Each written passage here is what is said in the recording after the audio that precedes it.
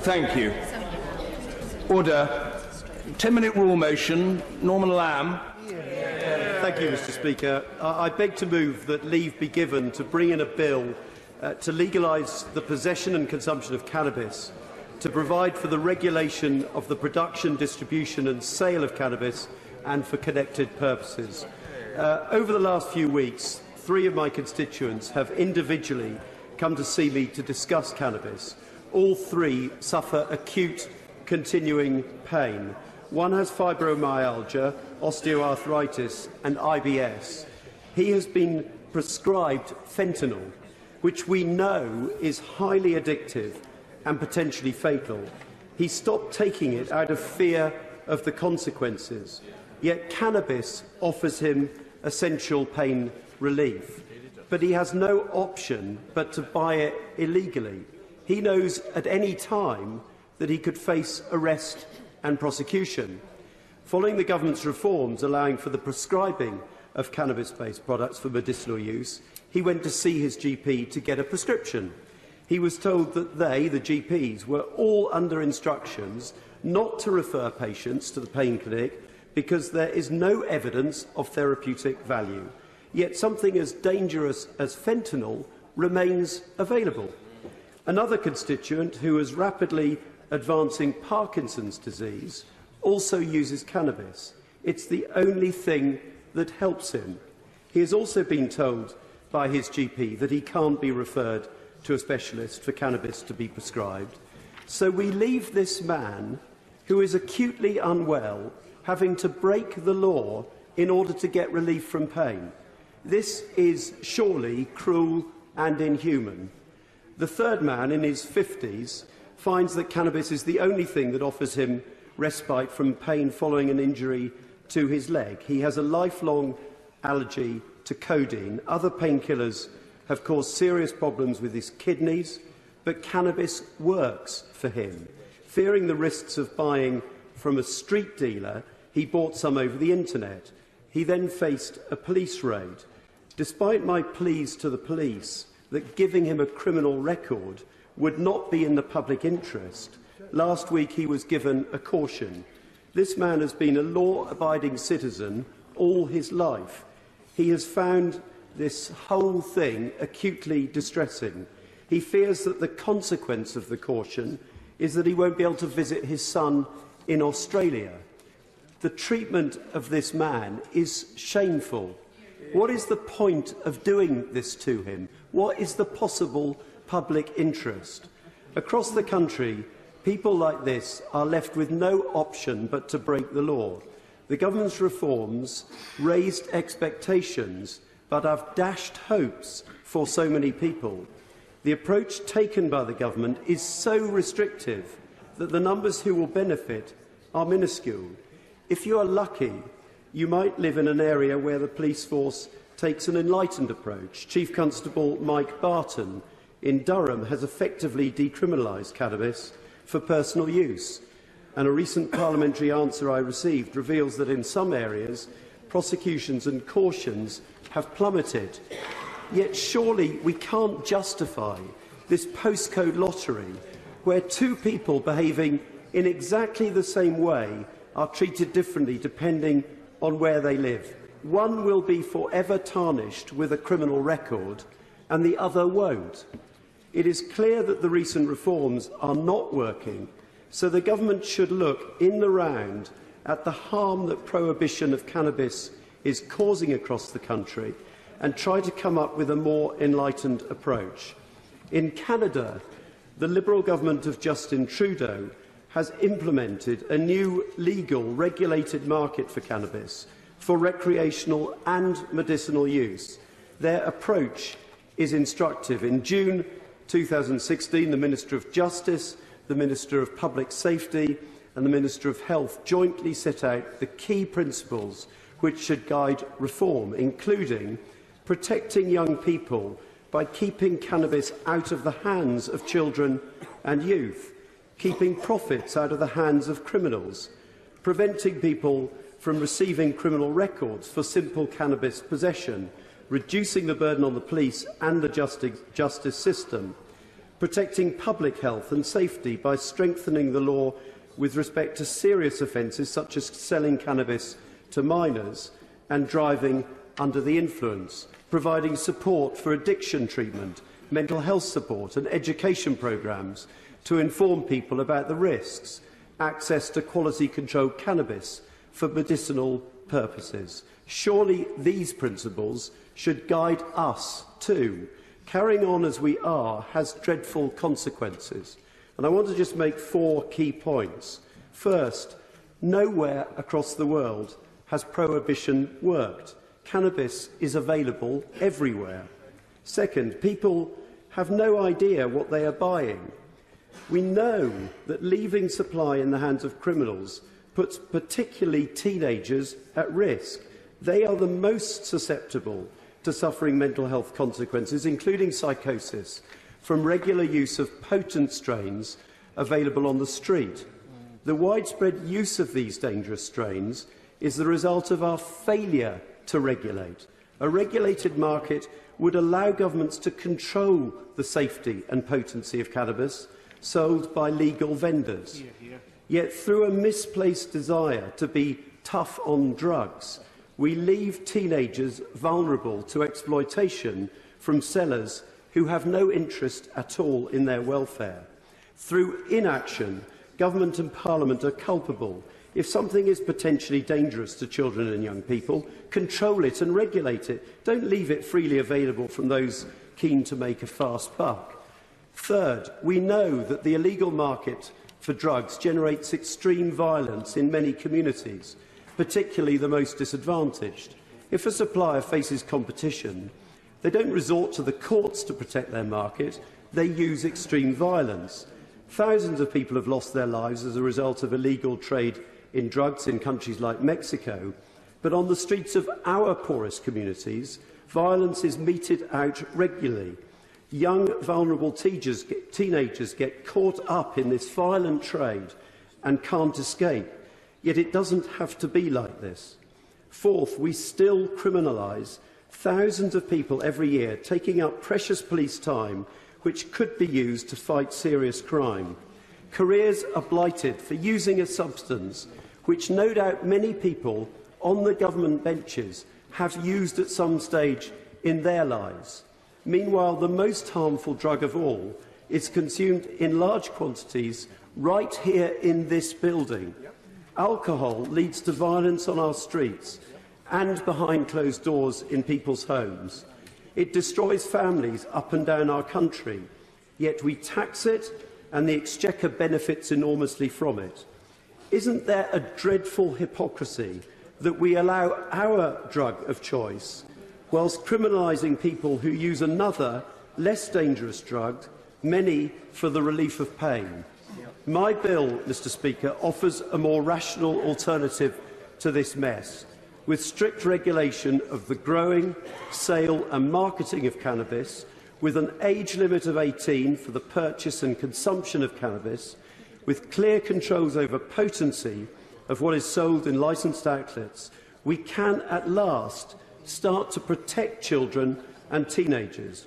We can at last treat all those people who suffer acute pain or who have conditions such as multiple sclerosis, Parkinson's and epilepsy with dignity and respect. We can end the shameful treatment of these people as criminals.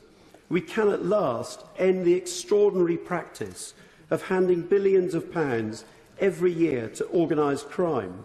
We can instead start to tax the sale of cannabis so that revenues can be used for good purpose, public health, education, the NHS, schools and the police. We can start to take some of the violence and intimidation off our streets and restore order in our poorest communities. We can free up police time to focus on serious crime. Mr Speaker, this is rational, evidence-based policy making. It's time for this country to act on the evidence and to protect children and young people from harm. Order. The question is that the right honourable member have leave to bring in the bill. Mr Steve Double. Thank you very much, Mr Speaker. And I first of all want to pay respect to the right honourable member for North Norfolk for introducing this bill. I know that he has a long record of campaigning on this issue, and whilst I strongly disagree with him, I do respect his desire that something be done to address this very important issue, because I'm sure, Mr Speaker, we can all agree that something does need to be done about the current situation with cannabis use in its current form that is wrong and unsustainable and doing a great deal of damage to our society. But I do not believe that liberalising it in the way that has just been proposed and decriminalising it will be the answer. Part of my view is largely informed by experience that I have had personally of seeking to help and support people who have been regular users of cannabis, and I've seen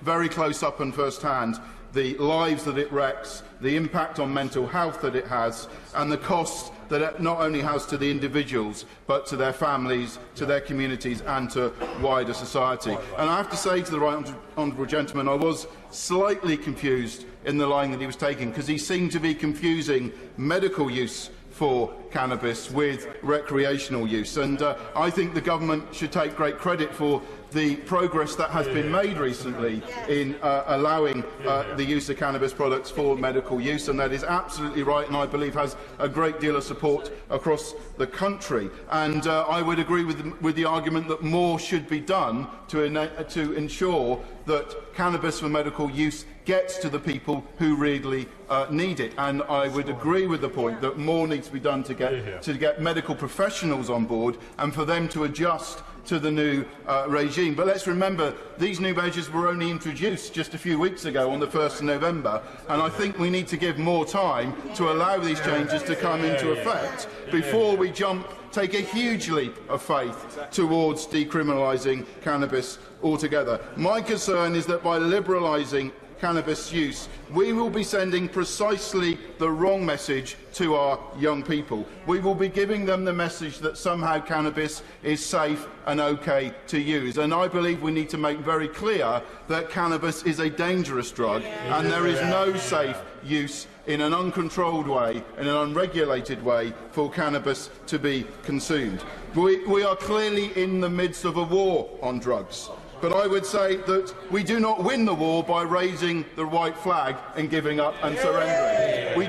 No war has ever been won by surrendering. It's been well established the impact of regular cannabis use on mental health. There is strong evidence that demonstrates that frequent use of cannabis is linked to the inducement of psychosis. One study in South London revealed that there was a threefold increase in the risk of individuals having a psychotic disorder amongst regular cannabis users compared to those who do not use cannabis. In recent years, we have seen a steady reduction in the use of cannabis. Over the last 20 years, it has declined by 30%. YouGov polling conducted this year indicates that legislation could significantly disturb this overall downward trend. Over a quarter of people under 25 who have never tried cannabis before indicated that they would definitely or would be likely to try it if it was legalised. That is over 1 million 18 to 24-year-olds. Of those who have used cannabis before, well over a third of 18 to 24-year-olds said that they would be more likely to use it more regularly if it was decriminalised. I believe that legislation would send a very wrong message to our young people that cannabis is okay to use. And I think we all understand that for many people, the use of cannabis is a gateway drug to more serious and more damaging drug use. And therefore, it would be absolutely wrong to send this message that somehow cannabis is okay because of where it would lead for many, many people. Of course, as with most laws, the Misuse of Drugs Act is adhered to by the vast majority of people, but it is ignored by some. We must not forget that the current law does deter a great many from drug use, and this serves a very important public interest. But this is no endorsement of the status quo.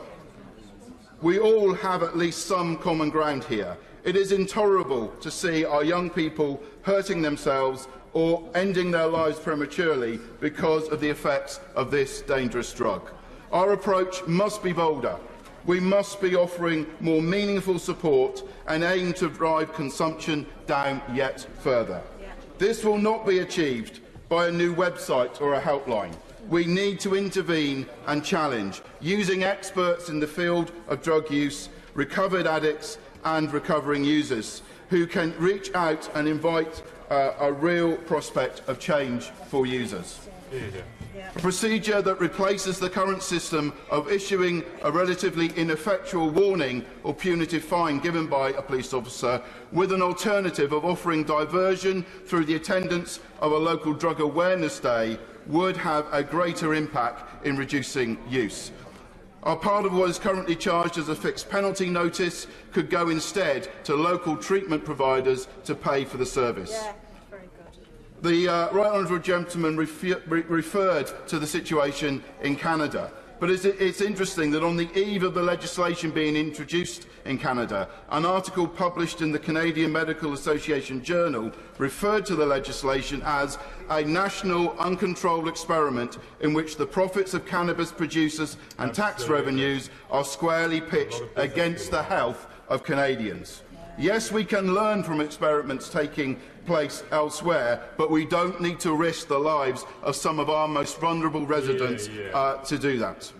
This is one of the many substances that plagues our communities and rob both young and old, and predominantly the most disadvantaged, of a full life. We must commit to do more, to have a person-centric approach, to show compassion, yet keep the decisiveness of criminal law to intervene when the public interest demands it. I accept that there is a trend from other nations to legalise cannabis, but the evidence at this stage is still very mixed. Decriminalisation, at best, is a risky step for us to take. And whilst I understand the desire for something to be done to address this issue, I do not believe that liberalisation in this way is right for our country at this time. We need to do better for our young people, but giving up the war on cannabis is not the way to achieve that. I cannot support this bill, and if the House does divide on this issue, I will be voting against it, and I would encourage other members to join me to not allow this bill to progress. Order. The question is that the Right Honourable Member have leave to bring in the bill. As many as have that opinion say aye. Aye. Of the contrary, no. No. Division! Clear the lobby. Order.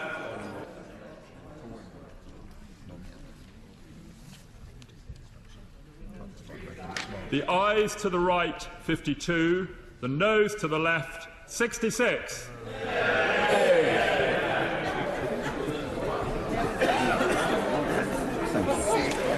The ayes to the right, 52. The noes to the left, 66. So the noes have it. The noes have it. Unlock.